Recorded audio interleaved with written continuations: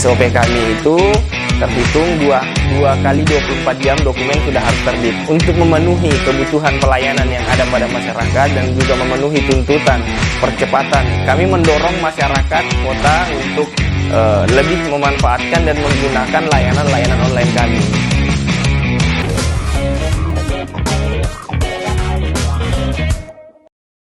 Assalamualaikum warahmatullahi wabarakatuh. Selamat datang kembali di podcast kesayangan warga Kota Makassar, apalagi kalau bukan di Bapeda Corner. Seperti biasa, di Bapeda Corner hari ini kita selalu menghadirkan narasumber yang pastinya nanti ke depan kita akan berbincang yang tidak akan lari dari apa sebenarnya jabatan beliau, kemudian seperti apa tupoksi dari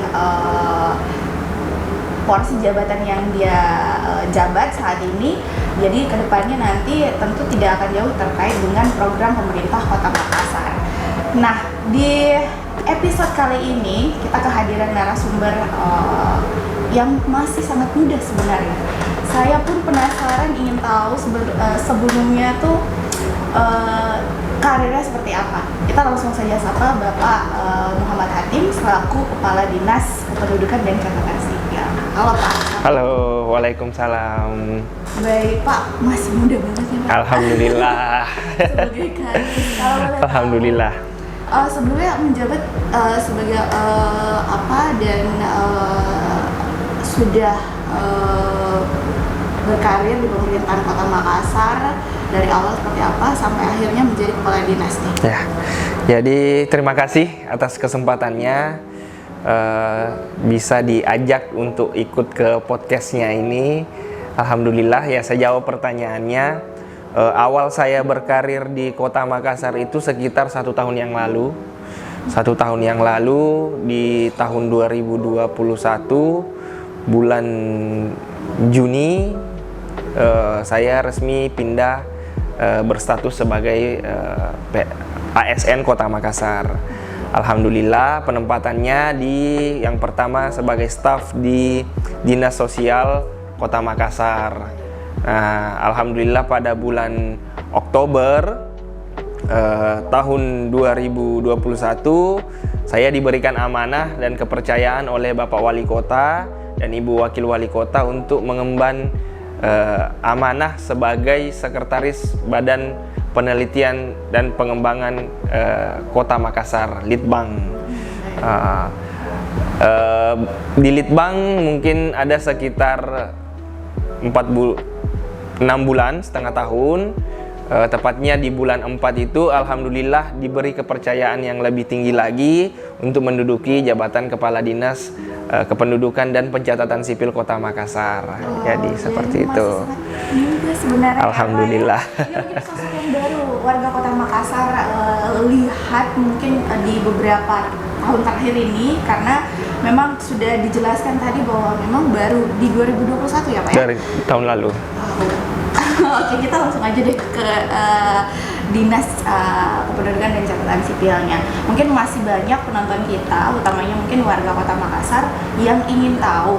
Sekalipun mungkin kalau kita bicara Dinas Catatan Sipil ya Pak ya, itu selalu menjadi bulan-bulanan.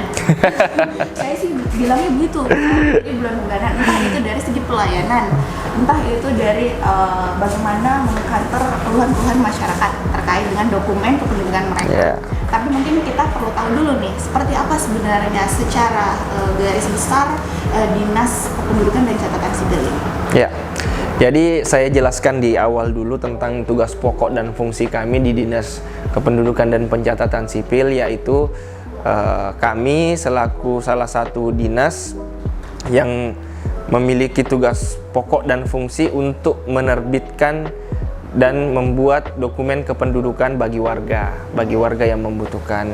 Ada 24 jenis dokumen kependudukan yang dapat kami terbitkan, dan semua dokumen-dokumen yang diterbitkan oleh Dukcapil saat ini sudah dapat di-print secara mandiri.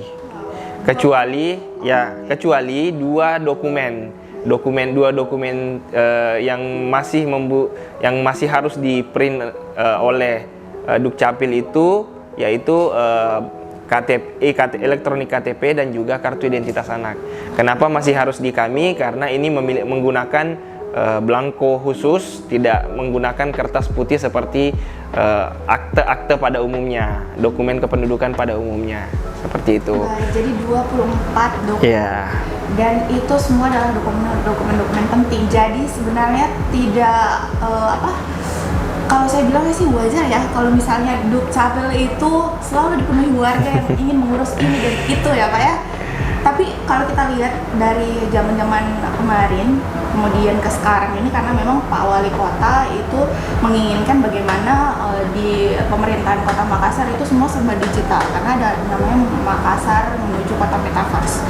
Nah, melihat program inovasi Pak Wali sendiri dari Dinas Dukcapil sendiri seperti apa? Ya, jadi di kami juga Mbak setelah diterapkan mengenai Dukcapil Go Digital, baik karena itu juga dari turunan dari Dukcapil Pusat, yang mana di kami telah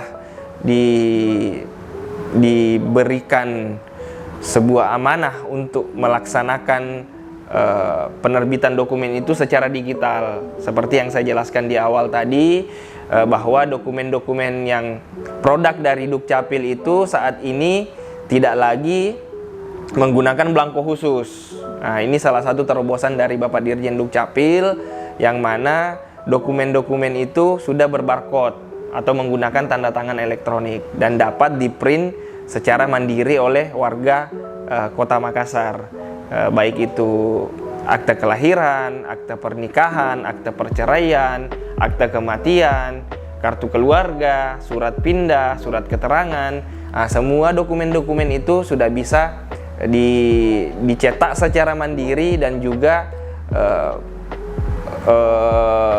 tinggal meminta PDF-nya ke petugas-petugas kami.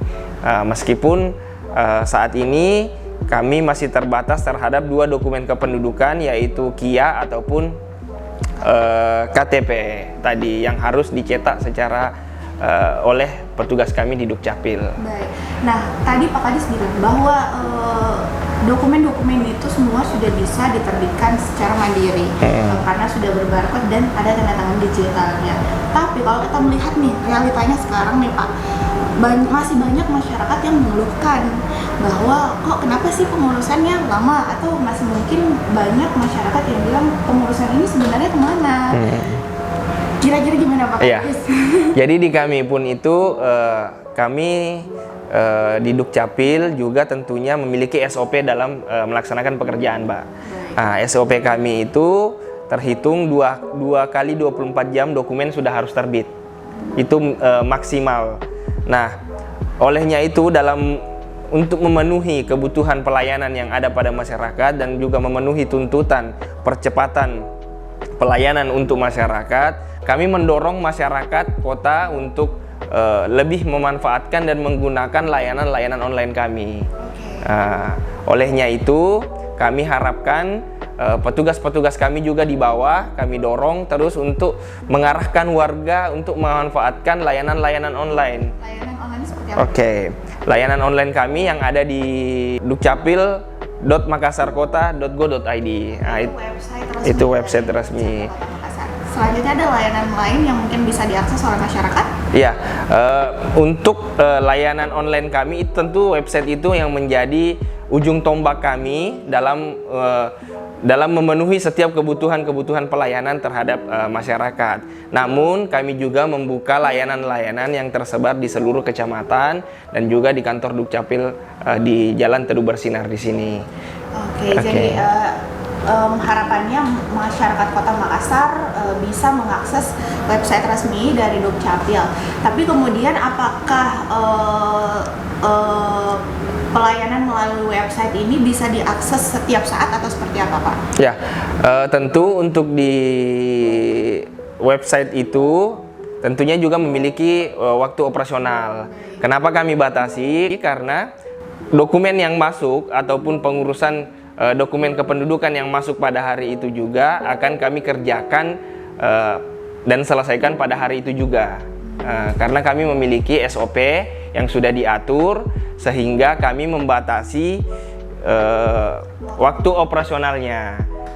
Salah satu contohnya misalnya, jika kami membuka selama sampai selama 24 jam. Nah, 24 jam itu otomatis besoknya itu ketika jam kerja, teman-teman petugas kami tentu akan mengerjakan yang kemarin dulu. Bukan yang mengerjakan yang masuk pada hari ini. Jadi pekerjaan bertumpuk. Nah, olehnya itu kami membatasi waktu operasional dari website tersebut.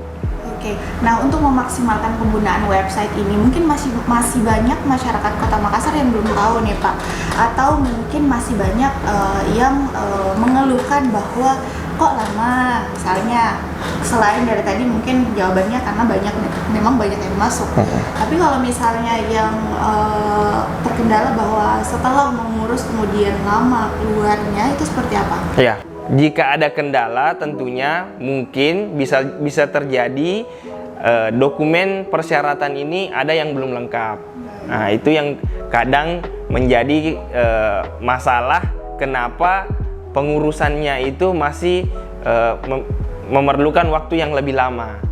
Nah, sehingga masyarakat beranggapan bahwa dokumen yang dia kumpulkan ke Dukcapil itu upload ke layanan website kami sudah lengkap, padahal ternyata masih ada yang belum dilengkapi, sehingga dia harus melengkapi dahulu, sehingga dia harus melengkapi dahulu untuk diterbitkan dokumen kependudukannya. Kita harus terus memantau supaya kita bisa tahu, jangan sampai mengira bahwa dokumennya sudah lengkap, ternyata benar sekali ada yang kurang. Oke, ada pertanyaan klasik nih Pak Kades.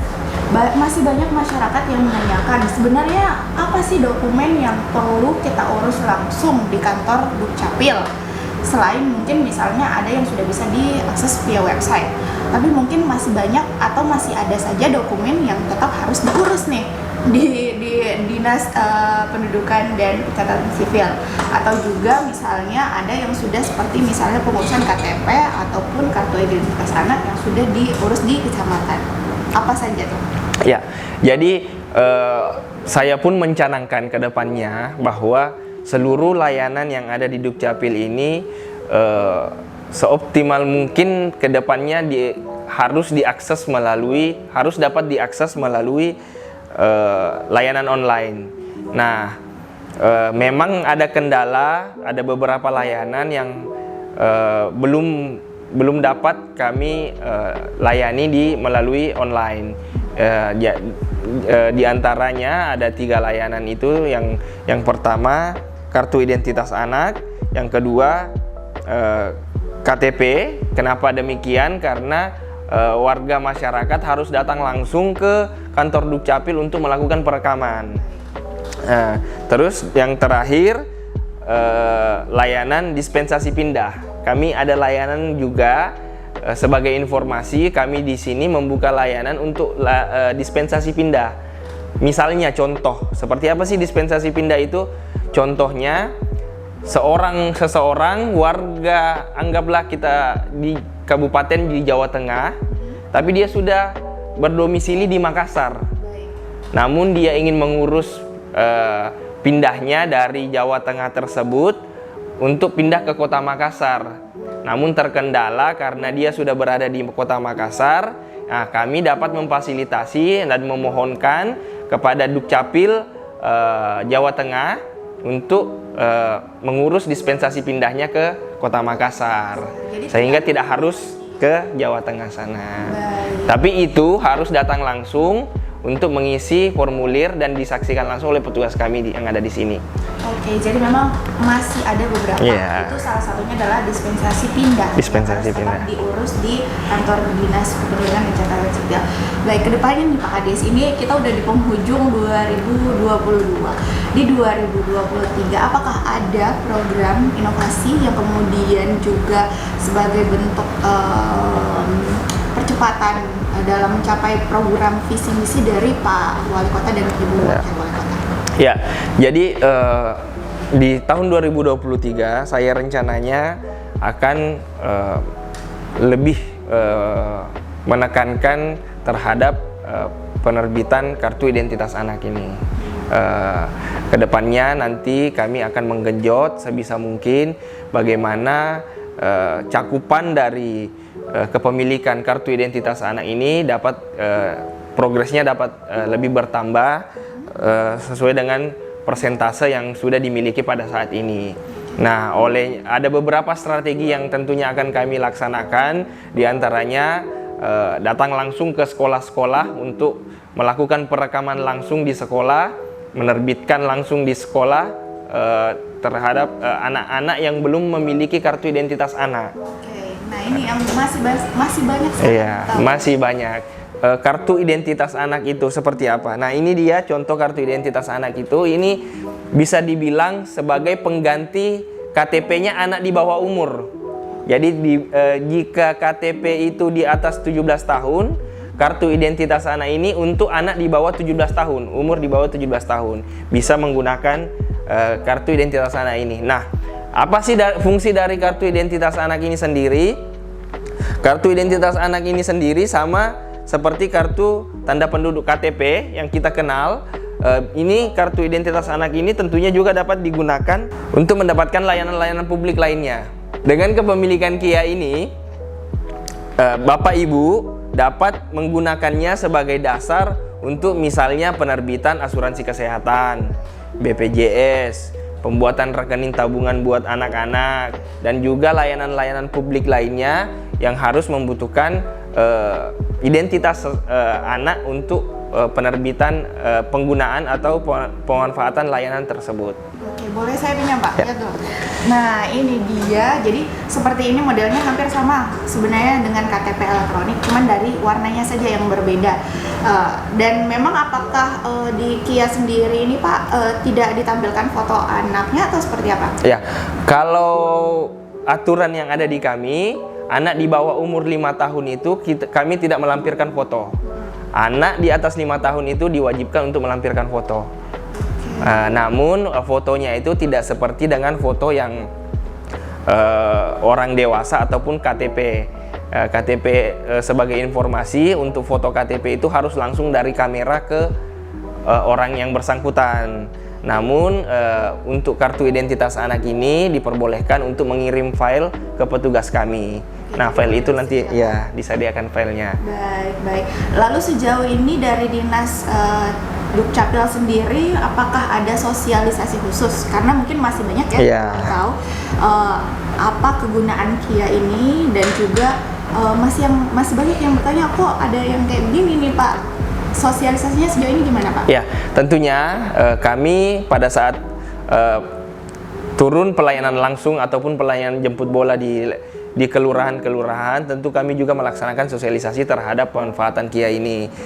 Apalagi terlebih rencananya insya Allah di tahun 2023 nanti rencananya akan bekerja sama dengan sekolah-sekolah baik itu negeri ataupun swasta, baik itu SD dan SMP, untuk bekerja sama dengan pihak sekolah menerbitkan kartu identitas anak bagi siswa-siswi yang ada di sekolah masing-masing. Baik, untuk saat ini di penghujung 2022 ini, kemudian beberapa program sudah sampai di mana progresnya? Kemudian apakah masih ada beberapa program yang terkendala, entah apakah itu munculnya dari masyarakatnya yang masih kurang edukasi atau seperti apa Pak? Ya, jadi kami di penghujung tahun 2022 ini tentunya tetap menggenjot bagaimana cakupan